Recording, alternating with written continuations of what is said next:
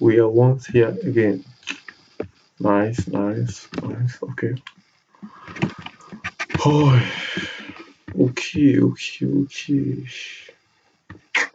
So this is the kind of okay. This nigga. So this is the code. These two guys. This guy is the guy that calls the input. Is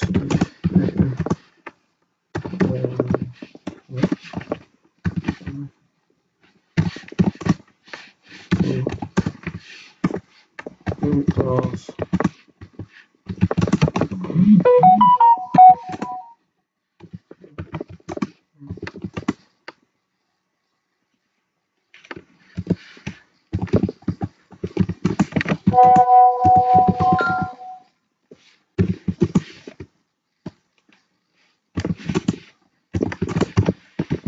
So this is the guy that does that. This iOS IO stream. That's the guy that does that. So this guy is for like to store a dynamic array force using I'm going to use expansion. Well, this is just to store a dynamic array. So this guy, this is used to remove this st stuff by calling this count. Most time in C++, you have to use this thing like this before like printing out something. But using this line now, you don't need to. You just remove this stuff and use it like this. So you don't need to. All you need is just call the count. You don't need to write the std stuff. So that's what this guy is used for. So this is the class. This is the name of the class. Class will always start with capital letter, just to say. But this is the class initializer. So that's why it's having the name of the class. It's a constructor, but it's kind of initialized or something like that. So this private we're using it. This private, we are creating a private variable where we don't want people to modify these two guys, like this n and this big y and big x. Why? Because if we give people access to like, we're just trying to limit access to like modify this guy directly outside our class. Like this us from here is outside our class. So anything we do outside here, outside this guy, outside here, so anything we do outside here, this guy won't allow it. So but this guy can allow us, like we can only modify this private attributes or variable inside this. If you watch now, we can push something into it from here, but we cannot do that directly from here unless we are calling this method. So these are methods. So these guys down here are called method. Okay, that's it. Yeah. So this computeBeta, what we're trying to do here is when we get here from, let me explain. So when we ask for number of pairs, so if you want like 4 number of pairs, so when you do this, like printing something out, this guy. So when you print it out, then this thing will print it out. Would you like to take in, please, number of pair you would like to take in? So if it is 4, so this guy will be the guy to like give it an input to write something, that give the user something to write. So it stores the stuff inside this n. So after, if you watch now, when we created an n variable so that we can use it here. So when you press 4, it stores in this n, and then we are passing the n into this calculate beta. What we're doing here is we are initializing an object. So this is the class, so this is the object, this is the class, this is the object. This is, how do I explain class? Class is like creating a blueprint of something. So class, instrument class repeat class is live create blueprint blueprint for a system. I don't see a system here. So something like a car can be a class. So this is, we can just create a class, can create a class that is called car. So we can create methods which I have made, which I have this method are something like this. These guys are methods like to add something into our private. These guys to add something to them. So these are the guys that modify.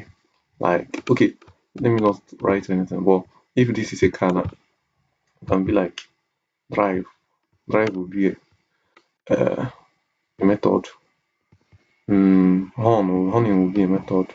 So if you want to use it, you just come here and be like, okay, calculate, then initialize. Maybe this is a car. Let me show you something. Maybe this is a car.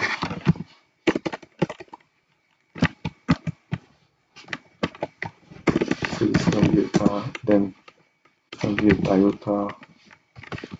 Oh, that could be smaller. See the further. See how the smaller one. Jesus. Right. Then for now, initialize for something like that. So this is it. This is a car, which is a class, a blueprint. So we're using it to create a Ferrari. So inside this Ferrari, we can be like our Ferrari can speed, Ferrari can speed. So this kind of it, yeah. So too much explanation, but the main stuff is that we created a private variable to for this n, big N, and also for this two array because this is the guy we'll be storing stuff in.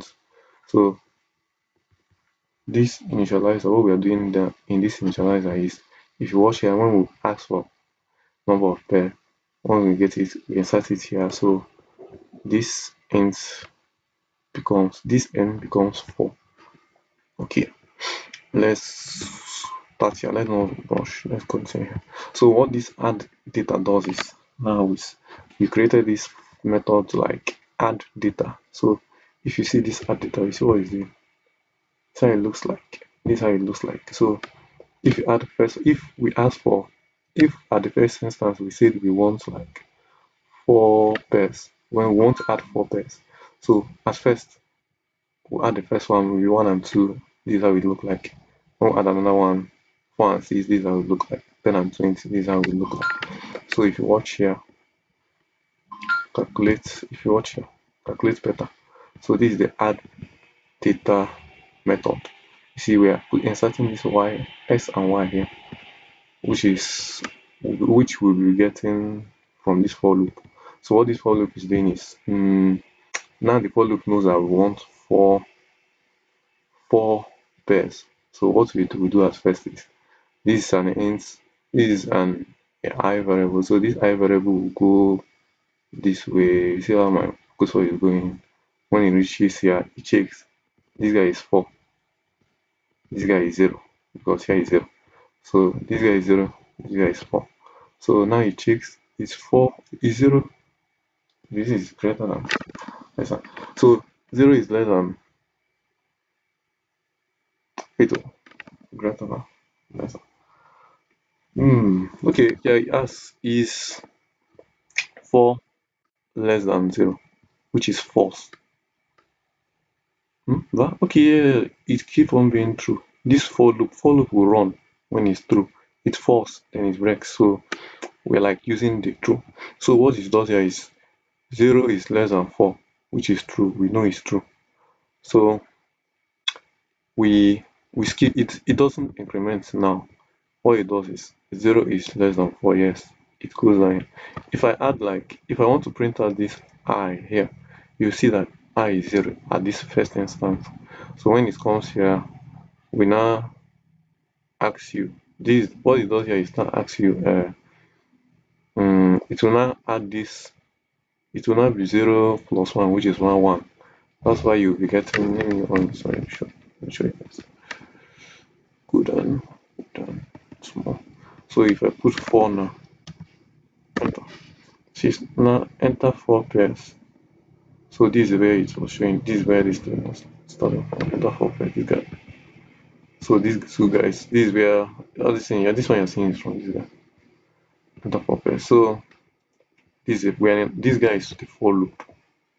So this is it. So it's run from here to here. Here is 0. So 0 plus 1 is 1, which is this x1. So if you watch this x, that has 1. So now it's asking you to like give it a value. So now we're giving this guy 50. So it will ask us for y, which is also here 1, I is 0 2. So 0 plus 1 is 1. So 7. So it go back here. What it does is after the I is 0 down here, it add y, this x and y inside this addData. So it have now stored this guy now. These two guys now will look like this now. It will now look like this. No, it will be like x, something like this. Alright, it will be 50. This and then y plus 7. So after we are done with this first time, we click on last button. If I do centipede and centipede, it will not add up. It will now be 78. And here will be 98. Something like that. So now if we add another one to this guy, we now say this is an 8 and so on. So here we'll add it to it till what it's trying to do till it reaches, it's waiting till it reach that 4 times you said you are going to add, because you promise it that you will give it a 4 pair. So it's not 3, it's remaining one more, 67 and maybe 65. So now it's now add this 67, then it's now add 65 here. So this is what this thing literally does. This guy now, this is what it does. It just store this thing like this. If you watch here, so we are pushing this guy into this array. So these guys are like a vector. They look like this. They look like this. They look like this. Big X was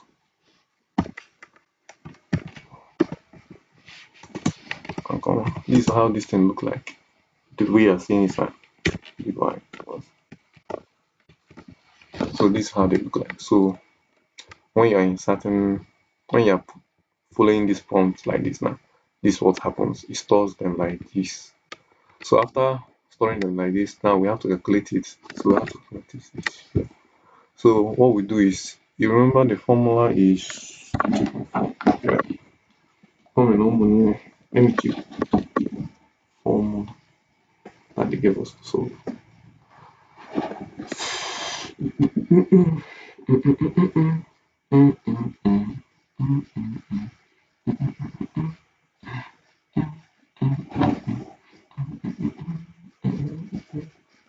Okay, formula.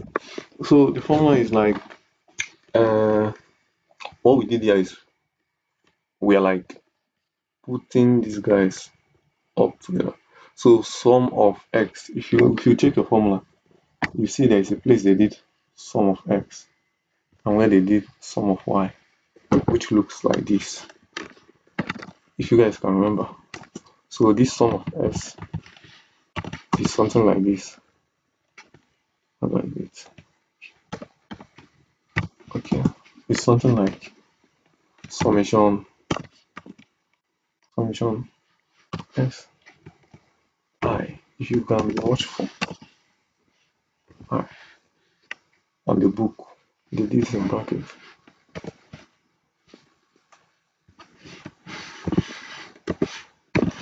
So this guy, some y is like summation big Y, something like this in your book. If you go and be looking at your book, so we're now looking for, so this summation S and Y summation is something like this. It looks like this in your book. So it looks like this, in your book. So the summation, this guy summation 2, sum 2 is something like this in your book. It looks like this. Is there anything like restore? Just restore. Oh shit. I didn't see restore. Well, it's like restore 2 here. I don't know if you guys can remember. So the summation 2 is like restore 2. This guy restore 2 on the formula you know. So now we are just trying to do them like this. These are all everything we need in the formula. So what we are doing now is we be like, okay, we're going to loop into this loop of, because we're going to use this stuff we got here, like knowing that here is 4, because so this loop will run 4 times.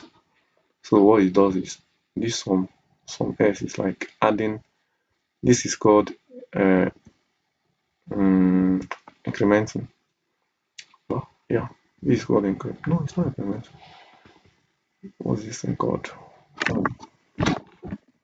Yeah, that is called to add a value. So whatever we have here at the first of this loop, at the first of this array, let me bring them out.